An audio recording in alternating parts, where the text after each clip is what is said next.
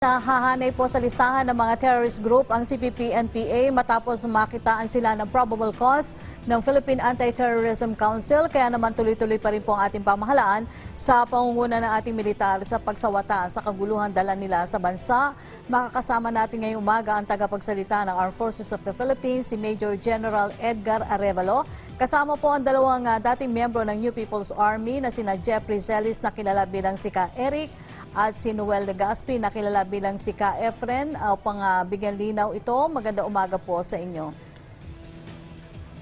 Magandang umaga sa iyo, Yusek Rocky, at sa lahat po ng nakikinig at nanonood sa atin dito sa Laging Handa Briefing. Isa pong magandang umaga.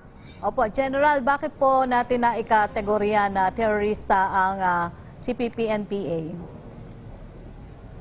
Well, dahil po sa nature ng ginagawa nilang pagpatay, pag-abuso sa mga kababaihan, panununog ng mga private and public properties, heavy equipment ng Department of Public Works and Highways, pangingikil sa mga tao, partikular sa mga negosyante ng malalaking halaga ng salapi upang gamitin sa paglaban sa ating pamahalaan. So the very nature ng kanilang ginagawa at krimen na kanilang nakukumit ay sila po ay may tuturing nating terorista, at yan po naman talaga ang hatid nila sa ating mga kababayan. That's why hindi lamang po ang Pilipinas na nagtuturing sa kanila bilang terorista, kundi maging mga ibang bansa kagaya ng Amerika, Australia, New Zealand, United Kingdom, Singapore at mga pang bansa sa mundo.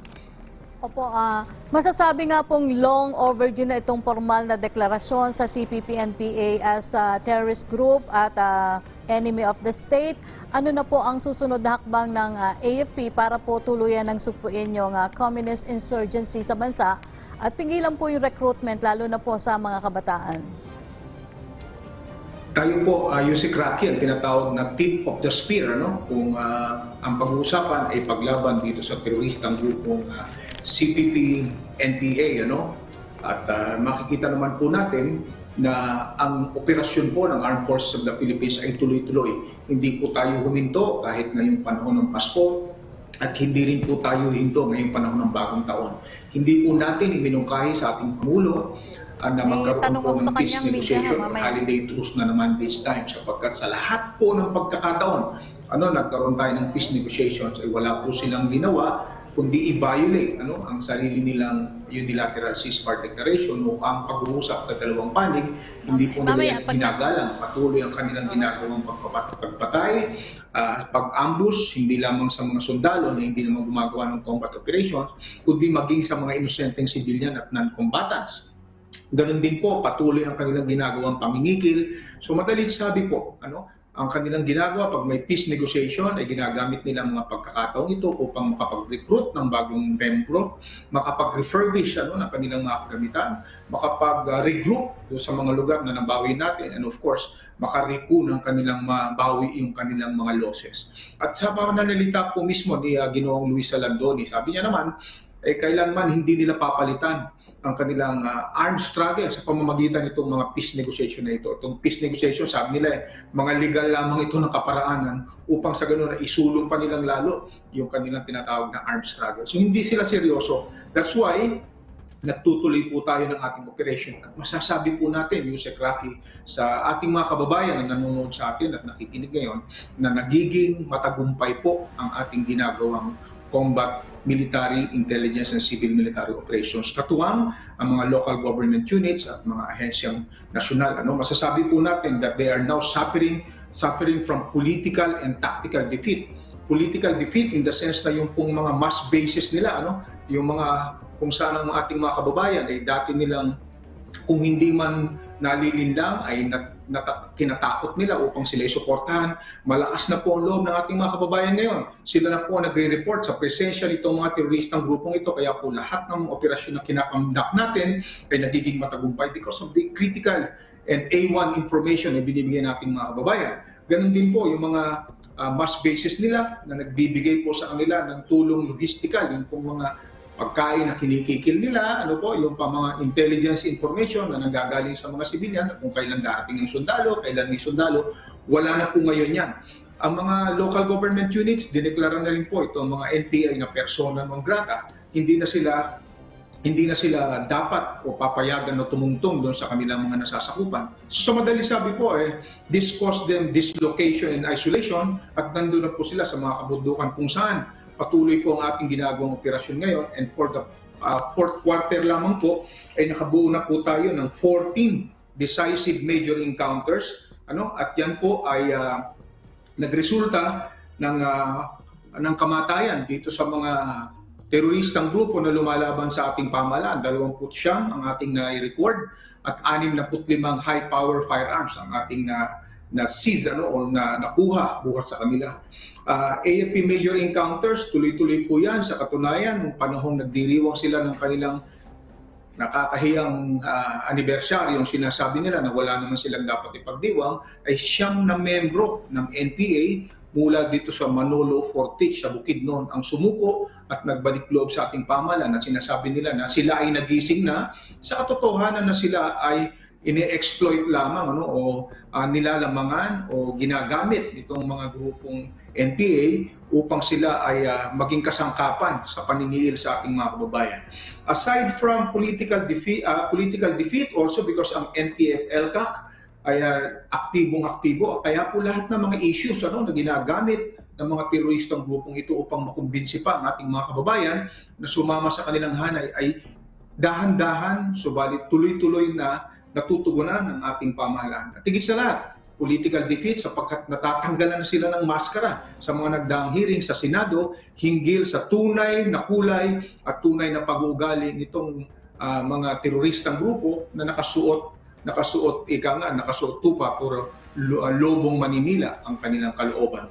Tactical defeat because of the massive surrender ng mga miyembro ng NPA na nagbabalik loob na sa ating pamahalaan. Binanggit ko po kanina kung ilan ang napatay dito pa lamang po sa fourth quarter, and then ilan na po ang naaresto sa kanilang hanay. Sa katunayan, Yusek Rocky, 68 guerrilla fronts sila.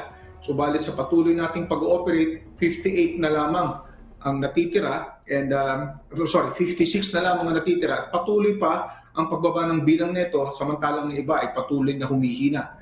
So ibig sabihin nito, Yusek Rocky, ay nagiging matagumpay ang ating operasyon. Kung kaya nga, ang ating pong tatlong mahalagang mensahe sa ating mga at kinuturing natin na mga kapatid pa rin, nanalin lang itong mga teroristang grupong ito, na una ang pagkalupig at pagkatalo ng komunistang New People's Army ay hindi na po mapipigilan at tuloy-tuloy na po. It is imminent and irreversible. Ikalawang punto, ang paglaban po natin sa teroristang grupo ay magtutuloy-tuloy at hindi po ito hihinto. Gamit po natin ang matibay na suporta buhat sa ating mga kababayan, sa mga local government official, at ang patuloy po na pagbaba ng bilang ng kanilang mass-based at mass-based support ay magsasabi na talaga pong irreversible na po ang kanilang pagkagapi. At ikatlo po, gusto nating iparating sa mga nakikinig at nakaririnig sa atin na ito na po ang magandang pagkakataon upang sila ay magsalong ng sandata. Nakikita po na nila na ang kanilang mga kinikilalang mga leader kung paano sila ginagamit upang maging kasangkapan sa paniniil sa ating mga kababayan, ito na po ang pagkakataon upang sila ay maging makabalik sa normal na pamumuhay, isalong ang kanilang mga sandata at i-take advantage ang mga programa kagaya po ng tinatawag nating Enhanced Comprehensive Local Integration Program, kung saan po sa pamamagitan ng mga programang ito, programang pangkabuhayan, pangkalusugan, tulong legal, ay makapagsisimula po sila ng bagong buhay at makababalik na po sila sa kanilang mga dating komunidad kung saan naman sila naging produktibong bahagi. At higit sa lahat, tuloy-tuloy sapagkat maging ang ang Anti-Terrorism Council ay nakapagpasa na ng resolusyon na nagsasabi na itong NPA at ang CPP ay mga teroristang grupo. Kung saan, dahil dito sa kapangyarihang ito, ay ang AMLAC, Anti-Money Laundering Council, ay meron na ngayong kadahilanan upang silipin at i-freeze ang mga accounts ng mga taong miyembro ng Communist Party of the Philippines at saka ng People's Army upang sa ganun hindi na nila magamit itong mga perang nakaimpok sa bangko galing sa kanilang pinagkikilan sa ating mga kababayan at negosyante ay hindi na po nila magagamit upang labanan ng ating pamahalaan. General, tanungin ko naman po sina Jeffrey at Noel. Pwede niyo po bang ikwento sa amin kung ano po ang nagtulak sa inyo para tumiwalag sa CPP-NPA? Unahin ko po muna si Jeffrey.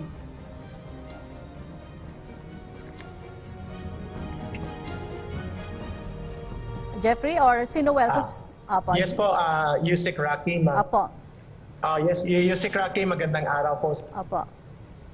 Sige po, paano niyo po, ikwento niyo po sa amin ang inyo pong, paano nagtulak sa inyo para po tumiwalag na sa CPP-NPA? Paglaban ng pamahalaan at ng buong bayan, laban po sa CPP-NPA-NDF. Una po yung tanong nyo, kung paano po kami nakabalik sa aming mga pamilya at nagdesisyon na maging bahagi ng laban ng gobyerno at ng buong bayan natin upang mapatigil na ang karahasan, terorismo at madugong mga pamamaraan na ginagawa ng CPP, NPA, NDF at mga kasabwat nito, ay ang unang dahilan po ay ang aming pagtingin na wala nang ibang iyang patutungo kasi lang ating siling bayan at tuloy na pagbuwis ng buhay.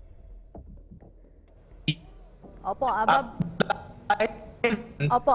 Balik sa amin potential namin na Jeffrey, babalikan po namin kayo, ano po, nagpuputol-putol po yung dating ninyo sa atin, ano. Si Noel naman po, kung okay po ang inyong linya. So, ikwento nyo po paano kayo tumiwalag sa CPP-NPA, kay Noel. Magandang tanghali, Yosek Rocky, at magandang tanghali din sa lahat ng tagapanood ng public briefing. May tatlong pangunahing kadahilanan bakit ako lumabas sa CPP-NPA-NDF noong January 2018. Ang una po, dahil sa napakagandang nangyayari sa lipunang Pilipino sa ilalim ng kasalukuyang administrasyon. Napakaraming development yung nagawa ng kasalukuyang gobyerno. Tapos nakita ko kasi yung sincerity sa kasalukuyang administrasyon kung paano nito sinasagot yung hinaing ng taong bayan. Kaya kung maalala natin sa maagang bahagi ng panunungkulan ng Duterte administration ay may mga batas ng naisulong at na-approve para sagutin nga yung hinaing ng taong bayan. Halimbawa, yung batas hinggil sa health na nagkaroon ng batas na libre na para sa mamayang Pilipino yung sagutin sa pa-hospital ng mga kababayan natin. At pangalawa, yung Tertiary Free Education Act na isang magandang batas din na nagawa ng gobyerno.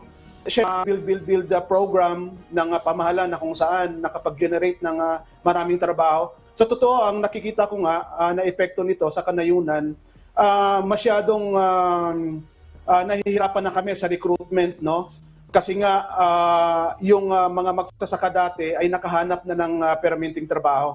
And tuloy-tuloy din yung social development sa ibang bahagi ng iba't ibang kanayunan sa Pilipinas. Kaya ayun, nakita ko yung development na yun at isa sa mga dahilan yun bakit ako lumabas. Pangalawa, mas internal ito sa Communist Party of the Philippines kasi nga, gaya ng sinabi kanina ni kasamang Eric, yung Marxismo-Leninismo, Maoismo bilang pang-ideolohiyang linya nila at saka yung programa nila hinggil sa pabad sa demokratikong revolusyon, sa tingin ko, nalipasan na kasi ng panahon For 26 years na sa kilusan ako, kung may development mang nangyayari pero napakaliit. So every 5 years, nagkakaroon kasi ng bagong plano programa at bawat 5 taon, halos nasa 8% lang yung accomplishment. Kaya sabi ko hanggang kailan mangyayari itong revolusyon na ginagawa ng CPP-NDF. Kaya umabot ako sa conclusion na hindi ito mananalo dahil ang sambayan ng Pilipino ay may desisyon na hindi tanggapin yung ideolohiyang pilit na isinasaksak ng CPP-NPA NDF sa sambayan ng Pilipino. So ang ibig kong sabihin, hindi kailanman mananalo itong revolusyon na to. Maaring sila ay naririyan, pero hindi nila maipanalo yung revolusyon dahil nga inayawan na ito ng sambayan ng Pilipino. And of course, pangatlo na dahilan, more on sa pamilya ito, no, Yusek Rocky, kasi naawa ako doon sa anak namin ng asawa ko, kasi kami mag-asawa, nasa bundok kami, tapos yung anak namin, iniiwan namin. Nung isang pagkakataon na tinanong ko siya noong 2017 kung okay na ba siyang sumama sa amin, ang sagot ng anak namin sa amin, gusto ko kayong makasama, pero ayokong sumama sa trabaho ninyo sa revolusyon. So naawa kami dahil ang nakikita ko, tama din naman pala yung sinasabi ng iba na nawawasak talaga yung pamilya. Opo, So Noel. yun yung tatlong pangunahing dahilan bakit ako lumabas sa CPP-NPA. Opo. Sa palagay ninyo ay in line pa rin po ba yung ideology na itinuturo ng CPP sa aksyon na ginagawa ng armed wing nitong NPA, Noel? Yun nga ang isang malaking problema, Yosek, kasi sinasabi nila na they are serving the people, no? But yung actual na ginagawa nila ay sinisira talaga yung buhay at pamumuhay ng sambayan ng Pilipino.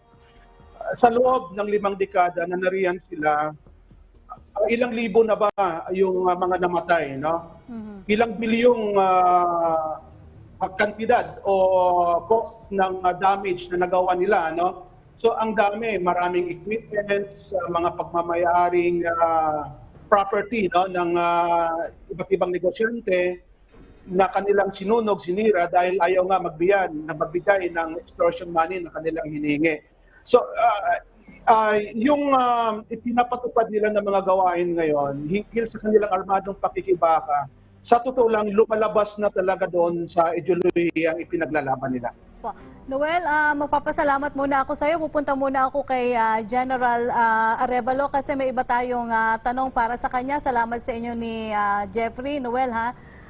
General Arevalo, may tanong po mula kay Laila Salaveria. Yes, Secretary. Opo, may tanong po mula kay Laila Salaveria. Pareho rin po ito ng tanong mula kay Shara Zambrano ng ABS-CBN at ni David Santos ng CNN Philippines, ni MJ Blanca Flor ng Daily Tribune, at maging po ni Joseph Morong ng GMA News. Ito po tanong nila, nakumpirma na ba po ng AFP na nabakunahan na ng Sinopharm vaccine ang mga sundalo?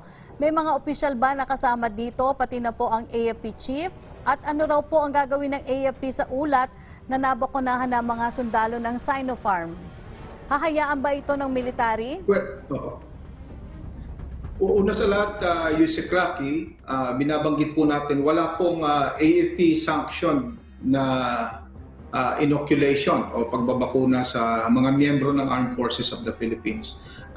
Given that information, patuloy po nating i-validate yung tungkol po dyan sa napabalita at sinabi po niya ng ating Pangulo. But what we are sure about and we are very thankful for ay yung kung sinabi ng ating Pangulo na ang Sandatahang Lakas ng Pilipinas ay bahagi po ng mga unang bibigyan ng bakuna dahil nga po sa katotohanan na ang miyembro ng AFP ay kasama sa mga frontliners. At ganoon din po, pinahayag po ng ating AFP Chief of Staff, General Gilbert Gapay, ang ating pong commitment sa ating Pangulo na ang AFP po ay maigting na tutulong at susuporta sa pag-roll out po nitong mga bakunang ito kapag dumating na po ito sa ating bansa upang sa ganon ay maging available na po ito sa ating mga kababayan, particular yung pong tinatawag natin mga mahihirap na sektor at mga vulnerable sectors.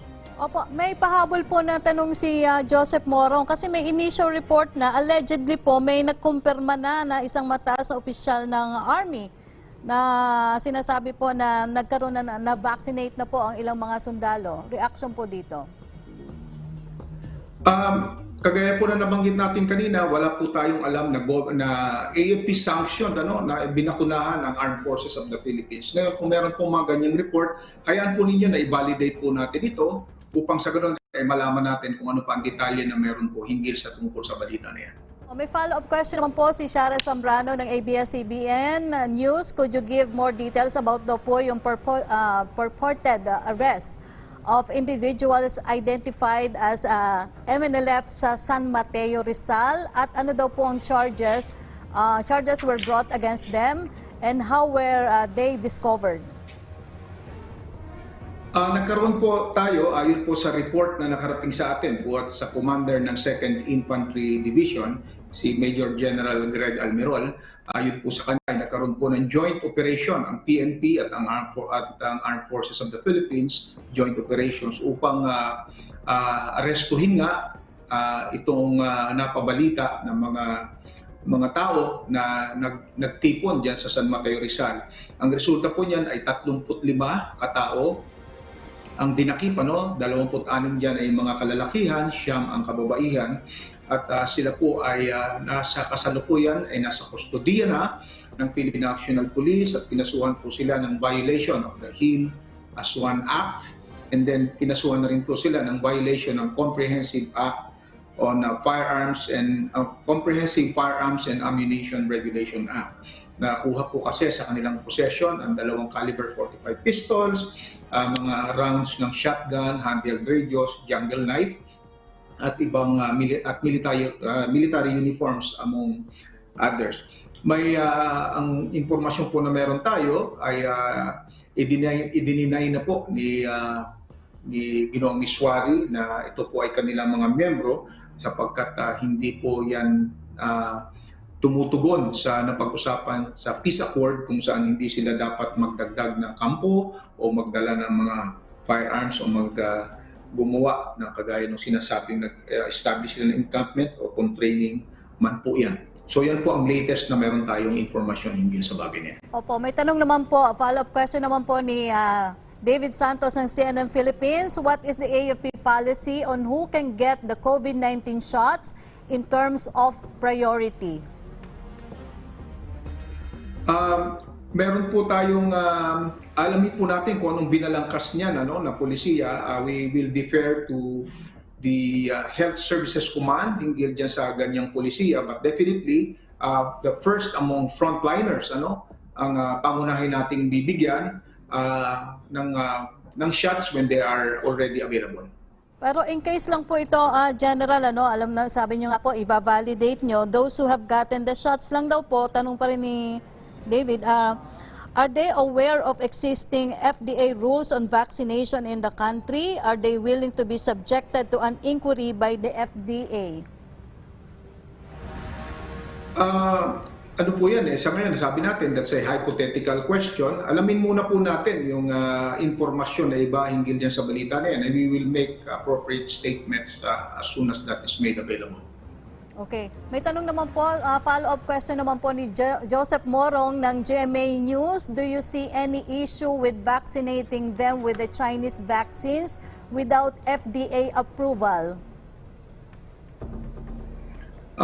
Again, sabi nga po natin, we will defer that question. Kukunin natin kung anong information na ibigay sa atin buhat dito sa ating chief ng AFP Health Services Command. Opo, may pahabol lang po si MJ Blanca Flora. Ito po yung tanong niya, may ng Daily Tribune, may information bang AFP doon sa sinabi ng Pangulo na may mga uniform personnel na nabakunahan for COVID-19? Ano po ang gagawing action dito ng AFP given na wala pa pong approved COVID vaccines ang FDA?